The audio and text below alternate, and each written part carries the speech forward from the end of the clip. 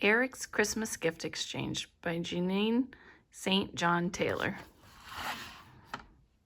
I jam my wallet into my pocket and race up to grab a spot in line with Casper.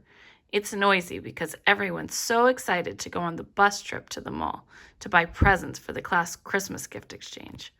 "Whose name did you draw?" Casper asks. "Todd's."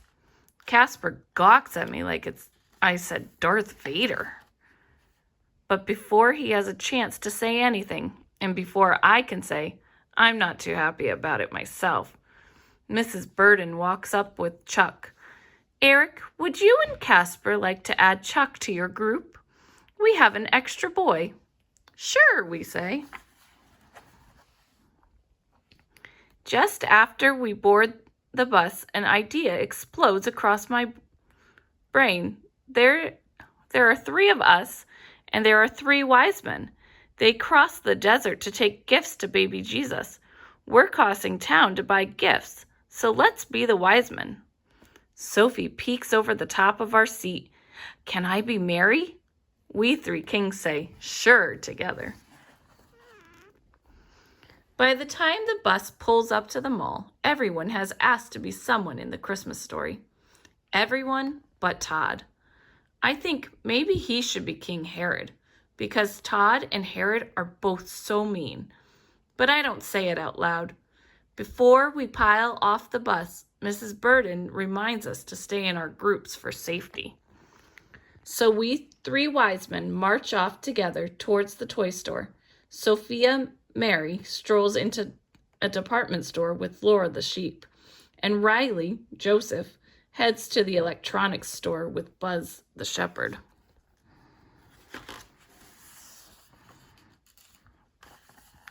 As soon as we get inside, Casper buys a unicorn-shaped bottle of bubbles for Laura, so he'll have time to play with the electronic games. I see Angels, Maddie, and Hannah giggling over some enormous stuffed animals, and Chuck picks out a toy dinosaur. But I can't find anything. I don't want to give Todd a gift because he always makes fun of me. I wish I had drawn someone else's name. Then I see it, the most awesome car ever invented. It's bigger than my hand and shimmers like a rainbow. It's fast, the perfect gift for me. I count my money twice. I have enough to buy the car plus $1 and a few pennies extra. I pay for the car and yell for the other two wise men to follow me.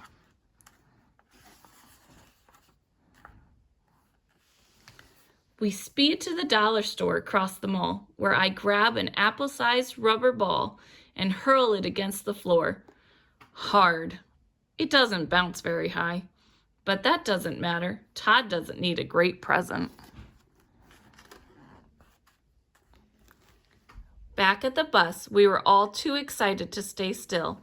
Sophia Mary hauls a baby doll up the stairs, but there isn't room to put it in the seat with her.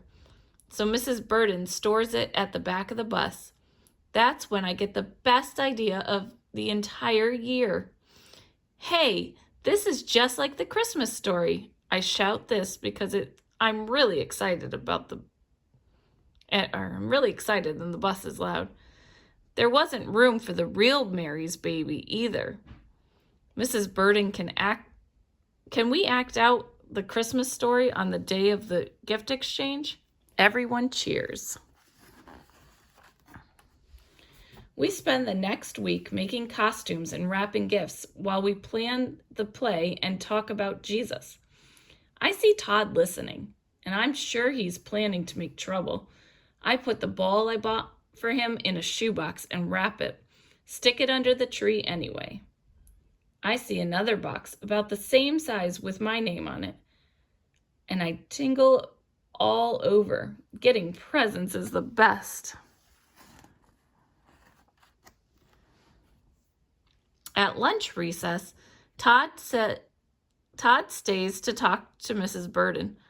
I want to know what he's planning, so I hide inside the door and listen.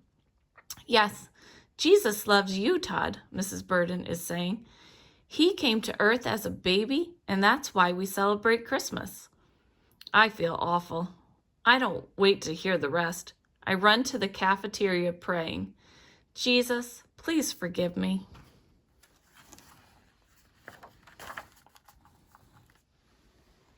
After lunch, I shove my wise man costume towards Todd. Todd looks puzzled. Why? Who will you be? I'll be King Herod. Want to help me make a costume? Sure, he says. Just before the pageant, I unwrap Todd's present, shove the car into the shoebox, and cram the ball into my pocket. The lights dim, and Hannah the angel announces to Sophia, Mary, that Mary will have God's child. Riley Joseph leads Mary and Seth the donkey to Jerusalem. Mary is carrying baby Jesus in her arms, even though in the Bible he isn't born until after they reach the stable. They can't find a place to stay because the inn is packed, so they find a teacher's desk barn, and Mary lays her doll in the manger, just on top of the desk, because Seth forgot to bring the manger.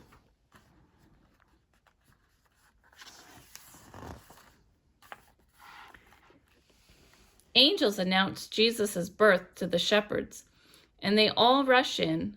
The wise men see the star and ask me where they can find Jesus. I cross my arms and look mad because I'm mean old King Herod. But I feel happy because Todd's face is shining bright enough to be the star. I can tell he finally understands Jesus is the reason for Christmas. I think he even knows that Jesus loves him.